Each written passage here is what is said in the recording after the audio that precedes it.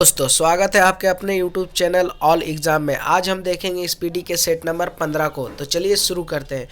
Protein और electron के द्रव्यमान का अनुपात 1:1840 है। प्रोटीन और इलेक्ट्रॉन के द्रव्यमानों का अनुपात 1:1840 है। विद्युत धारा की एसआई मात्रक एम्पियर है। विद्युत धारा की एसआई मात्रक एम्पियर है। हीरे का अपवर्तनांक 2.4 होता है। हीरे का अपवर्तनांक 2.4 होता है। आँख का अंदरूनी पीछे का पृष्ठ दृष्टिपटल कहलाता है।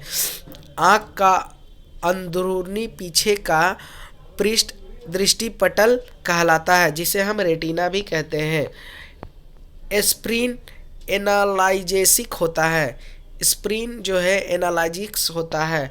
हड़प्पा काल का सर्वाधिक पूज्य जानवर कुबड़दार सांड होता था। हड़प्पा काल का सर्वाधिक पूज्य योग्य जानवर कुबड़दार सांड होता था।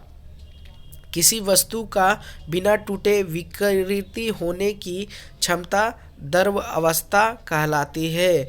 किसी वस्तु का बिना टूटे विकृति होने की क्षमता द्रव अवस्था कहलाती है। किसी अर्धचालक की चालकता उसके ताप के बढ़ने से बढ़ती है। किसी अर्धचालक की चालकता उसके ताप के बढ़ने से बढ़ती है। कास्टिक सोडा का रासायनिक सूत्र NaOH है। कास्टिक सोडा का रासायनिक सूत्र NaOH है। फलों में मीठे स्वाद का कारण फ्रुक्टोज है। फलों में मीठे स्वाद का कारण फ्रुक्टोज है। एनोड बैटरी का धन ध्रुव होता है। एनोड जो है बैटरी का पॉजिटिव पोल होता है। और कैथोड क्या होता है, ये आप कमेंट में बताएंगे।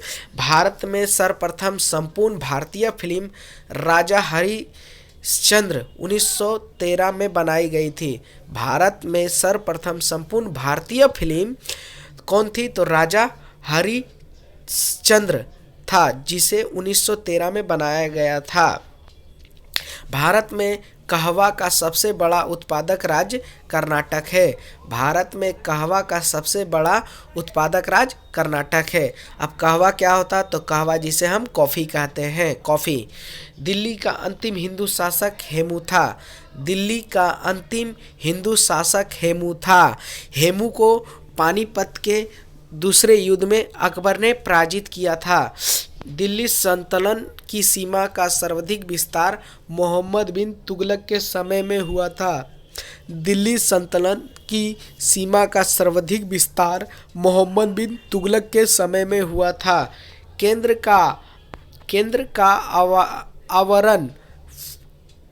का आवरण प्रोफेज के अंत में विघटित हो जाता है। केंद्रक का आवरण प्रोफेज के अंत में विघटित हो जाता है। हमारी आकाश गंगा की आकृति स्पाइरल है। हमारी आकाश गंगा की आकृति कैसी है, तो स्पाइरल है, जिसे पैराबोलिक कहते हैं।